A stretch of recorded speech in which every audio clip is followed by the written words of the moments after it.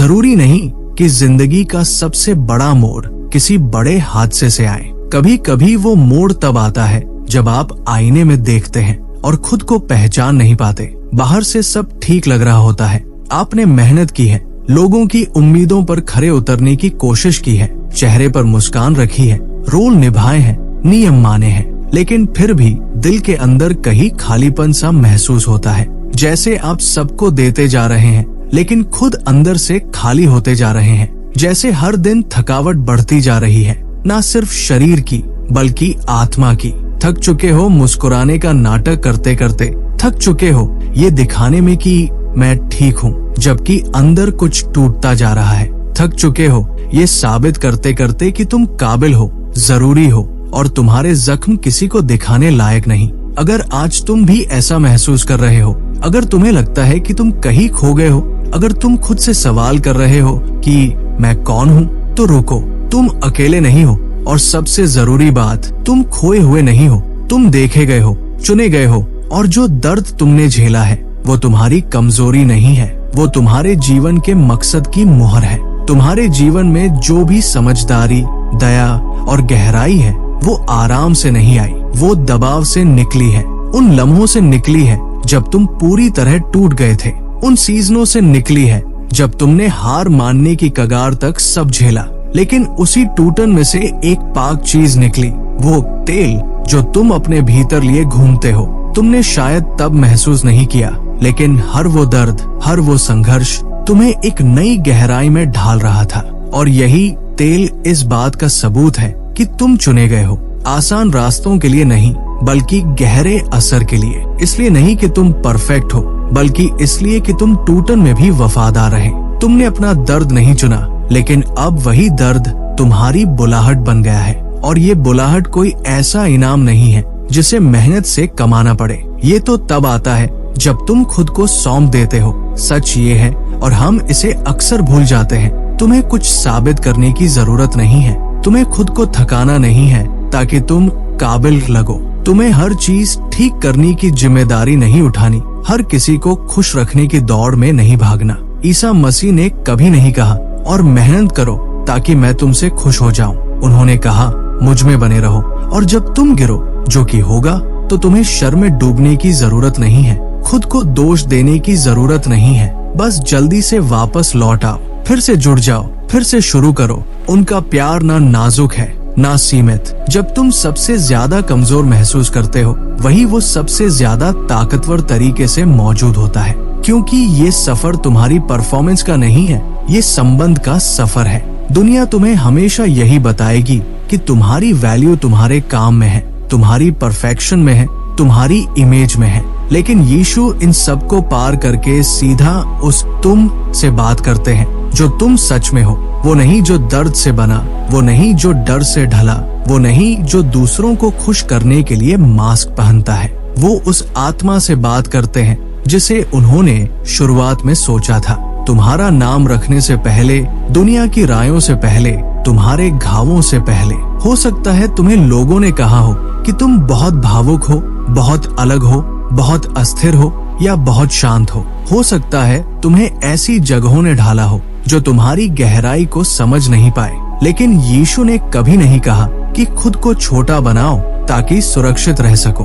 उन्होंने कभी नहीं कहा कि अपने गिफ्ट छुपाओ ताकि कोई असहज न हो।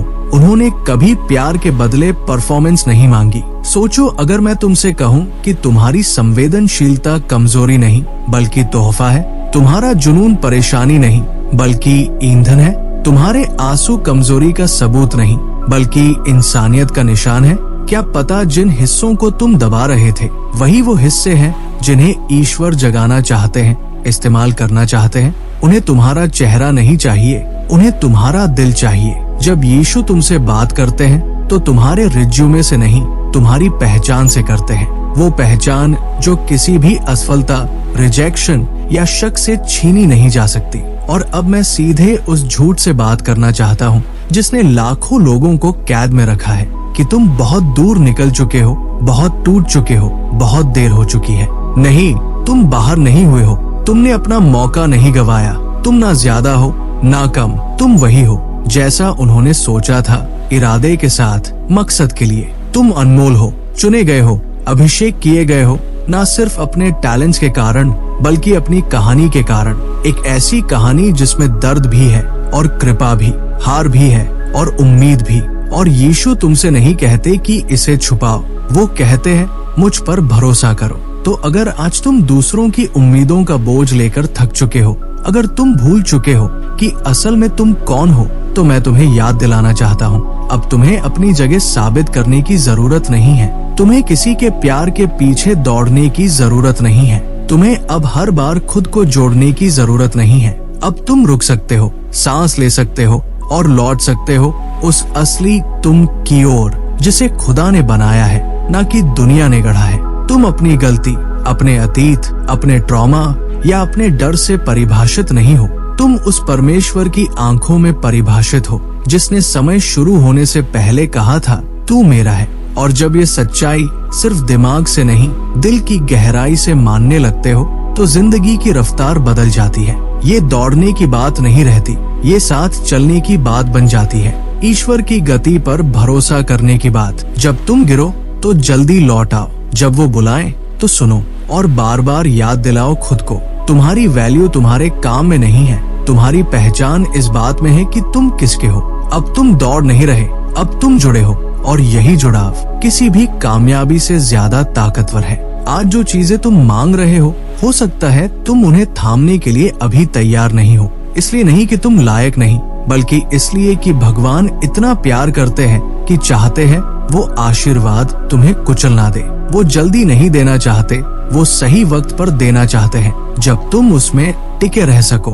और जब तुम इंतजार में हो, वो चुपचाप नहीं बैठे, वो तुम्हारे दिल को मजबूत कर रहे हैं, तुम्हारी इच्छाओं को अपने उद्देश्य के साथ संरेखित कर रहे हैं, ताकि तुम सिर्फ पा ना सको बल्कि संभाल सको। कभी कभी सबसे बड़ा ब्रेक थ्रू तब नहीं आता जब जिंदगी बदलती है, बल्कि जब हम खुद बदलते हैं, जब हम रुकते हैं, जब हमारी उम्मीदें बदलती हैं, जब हम जोर लगाना छोड़कर समर्पण करना सीखते हैं। और वही चमत्कार होता है, जरूरी नहीं बाहर लेकिन अंदर। और हाँ, मैं समझता हूँ इंतजार कठिन होता है, कभी कभी लगता है जैसे भगवान ने भूल गए, लेकिन ईसा मसीह ने कभी आराम का वादा नहीं किया। उन्होंने अपनी मौजूदगी का वादा किया। उन्होंने कहा मैं तुम्हारे साथ हूँ, और यही वादा काफी है। जब तुम नियंत्रण छोड़ते हो तभी शांति का रास्ता खुलता है। असली शांति जो हालातों से नहीं, भरोसे से आती है। ईसा ने कभी किसी को तब नहीं बुलाया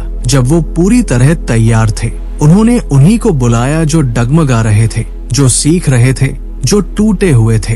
क्योंकि भगवान काबिल लोगों को नहीं बुलाते, वो जिन्हें बुलाते हैं उन्हें काबिल बनाते हैं। और जिस पल तुम कहते हो मैं तैयार हूँ, चाहे कांपते हाथों से, डरे दिल से, वो कहते हैं यही काफी है। तुम्हारी हाँ, तुम्हारी विनम्रता वही जमीन है जहाँ मकसद की जड़ें जमती है। तो अगर आज तुम्हें लग रहा है कि जिंदगी रुकी हुई है, जैसे कुछ बड़ा शुरू ही नहीं हो रहा, तो अब और इंतजार मत करो, यहीं से शुरू करो।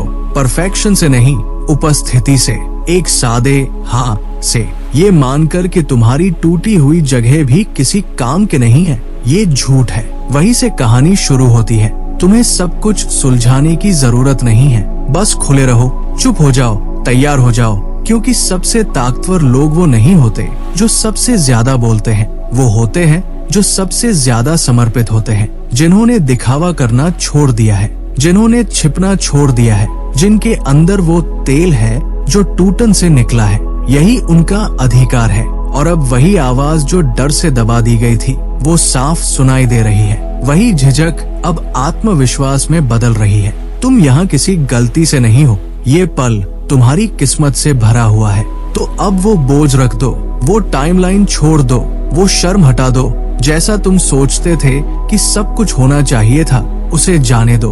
बस भगवान को हर पल, हर कदम रास्ता दिखाने दो। उन्हें जल्दी नहीं है और तुम्हें भी नहीं होनी चाहिए, क्योंकि उन्हें इस बात की ज्यादा परवाह है कि तुम क्या बन रहे हो, ना कि तुम क्या हासिल कर रहे हो। तो धीरे चलो, शांत हो जाओ, सुनो, भरोसा करो और बस कहो हाँ, क्योंकि तुम्हारी कहानी अब शुरू हो रही है और तुम्हारा समर्पण उस जिंदगी की नींव रख रहा है जो तुम अपने दम पर कभी नहीं बना सकते थे।